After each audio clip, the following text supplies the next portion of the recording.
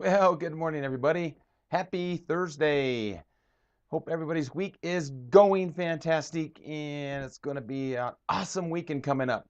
So, today we're going to be talking, that's Tactical Thursday. Well, I appreciate everybody joining in this morning. And good morning, Lynn. Thanks for joining in. And so today, Tactical Thursdays, we're talking about day number 2 of your newly purchased fix and flip. And that's what we're gonna cover today. All right. So I'm gonna wait here just a minute and get a few more people joining in. How's everybody doing out there this morning? Pretty cold. Yeah, we woke up to -1 here in Colorado, but hey, I know that's nothing like what it is back east in the Midwest. Oh my gosh. So anyway, good morning, Frank. Good morning, John. Good morning, Margie. Hey guys, thanks for joining in. Tactical Thursdays here. So today, yep, day number 2. Where are you at on your new flip? Well, guys, hey, I know everybody's going to be joining in here. We're going to get started. I got a lot of great things to share today. Again, thanks for joining in. I hope your flips are going well. And ours is going well. We have a second one that I think we're going to get secured here in the next day or two. So I'm excited. Here we are, first part of February, and we got 2 flips for the year going. I hope you guys are having great success also on your end. So again, thanks for joining in today. Really do appreciate it.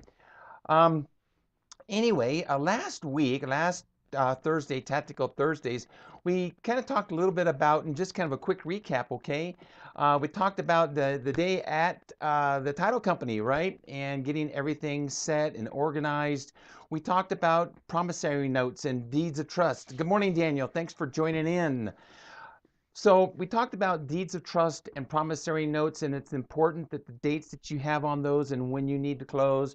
We kind of talked about that a little bit. We talked about, things with the utilities and getting maybe your demo crew ready to go and whatnot. And that was our last week for Tactical Thursdays. So here we are, and this would be day two of your fix and flip, and what you need to be thinking about, things that you need to be prepared to get going on, okay? Obviously, by now, I'm hoping that you've got all your utilities on, and you don't have any pipes that are getting ready to freeze and break and that kind of stuff. I know I just checked on one of my properties just to make certain that we got good heat on, and if not, make certain that you got those the plumbing blowing out, all your lines blowing out. Make certain you got some RV antifreeze, in all the drains and the toilets and whatnot. Very important with this cold weather that we're having right now. Um, so the next source is just, again, making certain that you got all of your utilities on. Again, the next assumption, and I hate to be assuming this, that you have put this in the name of your entity. And so when you do that, and one of the things that I tend to run into is when we go to set up utilities, they're typically going to want an EIN number. That's right, a Federal Employee Identification Number. So something to think about, okay? You're going to get your LLC set up to go do some flips, and gosh, I don't have an EIN number when you call in to the utility services. I know it happens to me all the time in Oklahoma. So check out your local area, make certain that you do have your EIN together. And also the assumption that I've had here is that you got your bank account open, right? I hope so, because you're going to need to go down to the bank and open up your business account. And to get that, set up, you're going to need to obviously have, your articles of organization. They're going to want perhaps your EIN number, and they're going to want your, come on, Tony. Um, oh, now I'm drawing a blank. Operating agreement and your articles of organization and your EIN numbers. So those 3 things. Get your bank account set up, okay? All right, so you have those things up, day number 2. Hopefully also by now is that, are you getting all of your bids? Now I know a lot of times we may have trouble accessing things, out there, and as far as accessing the property, to get your general contractors in there, to get your electricians in there, to get your plumbers in there, HVAC guys, okay? So I understand that a lot of this does take time. And guys, hey, if you're really enjoying what we got sharing here, please, give me some thumbs up, give me some love. I would really greatly appreciate that. Okay, so moving on, day number 2, perhaps now you've gotten all of your bids together because you want to jump into this thing. I mean, ideally, guys, you really want to try to get these things turned within 60 days.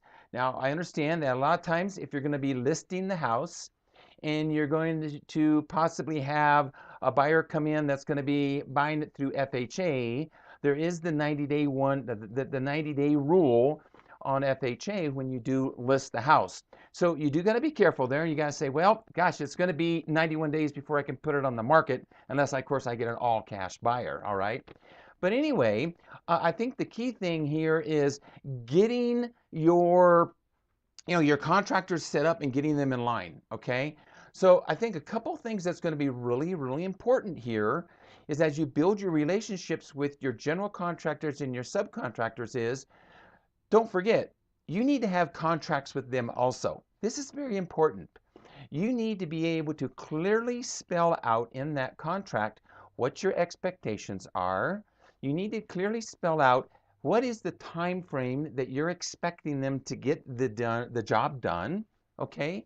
And on top of that, by now, you should be developing a scope of work to clearly outline exactly what needs to be done. I can tell you there's been too many times that, I've done handshakes, deals on handshakes, and what typically happens?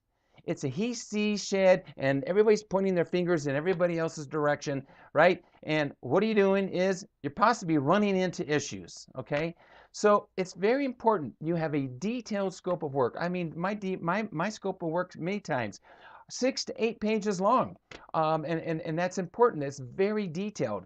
You're going to give that scope of work to each of your subcontractors and contractors, making certain that they understand what's going on. Now, in the contractor's contract, one of the things that's going to be very important is what is that timeline and what's your expectation of them being completed, okay? So, again, you're going to want to identify that. Now, I understand that we all have holding costs. And the problem is that if a contractor is taking longer than they should and that they agreed upon taking, well, there needs to be some accountability because every day that they're delaying and getting the project done, as long as it's not due to Mother Nature or some forces beyond us, maybe, inspection delays by the local city or county and whatnot. But you need to make darn certain, okay, that the contractors are staying on time. If not, your contract should have a penalty built in, and you should be determining what is that penalty. So for every day that they're late in getting the project done, maybe there is a $50, $100, $200 penalty. But likewise, guys, I think that one of the things that you'll need to be doing is also giving them, okay, in return when they get it done sooner, because the sooner they get it done, the sooner you get it on the market and the less your holding cost is. So it needs to be a two-way street.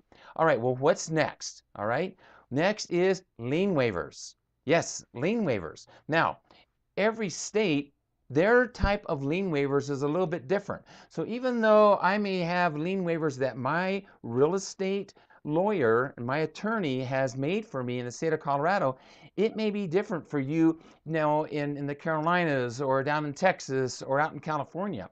So get with your real estate attorney and make certain that you have your lien waivers together. Yeah, I know that you can take and put a stamp on the back of a check so that when they sign it, that's one method that you can get, off, and hopefully they're not going to file any kind of statement of lien against you, okay?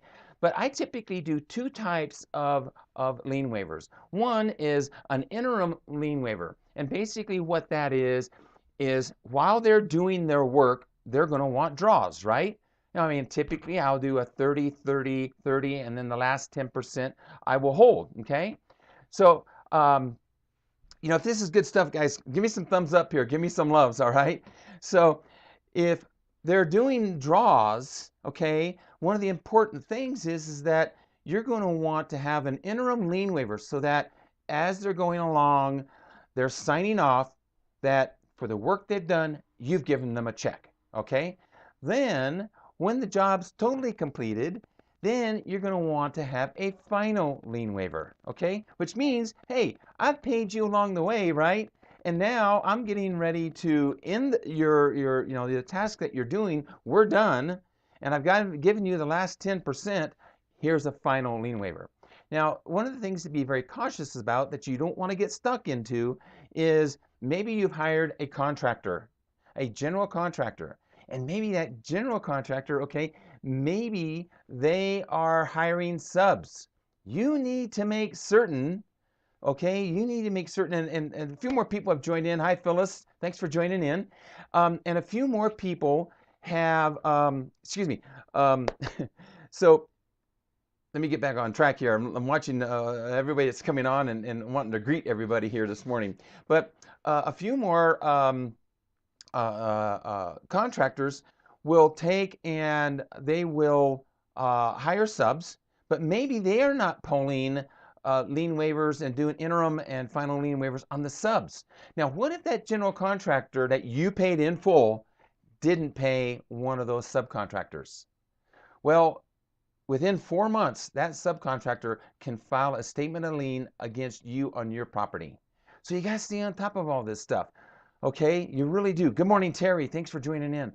And so it's really important that you stay on top of your interim lien waivers and your final lien waivers. Stay on top of your contractors, making certain everybody's getting paid. Okay, the last thing you want is your contractor's gone and now you get a statement of lien. Believe me, it's happened to me. I know. And you get a statement of lien from a subcontractor because he wasn't paid. Wow. That's an eye-opener because you know what? Before you can sell the house, you got to pay off that lien. You do. And meanwhile, the contractor's got his money and he's gone. Okay? So that's the thing. Day 2, okay, we're going to wrap it up here. Day 2 is making certain that, you've got your entity set up. All right? All your utilities on. Your pipes aren't freezing. Heat's on. All right? You got your demo crew already out there ready to demo. Okay? Got your roll off there already ordered, it's in there. And you got your scope of work totally completed. You got your contractors coming in, bidding on the work. You're giving authorizations by putting a contractor's contract together. And then you're creating the lien waivers. Oh, by the way, on the contractor's contract, make certain they're licensed, make certain that they're insured and bonded, and make certain that on their coverage of insurance, that you're noted as being on there, kind of like a lost payee, like your private money lender is that's lending you money, okay?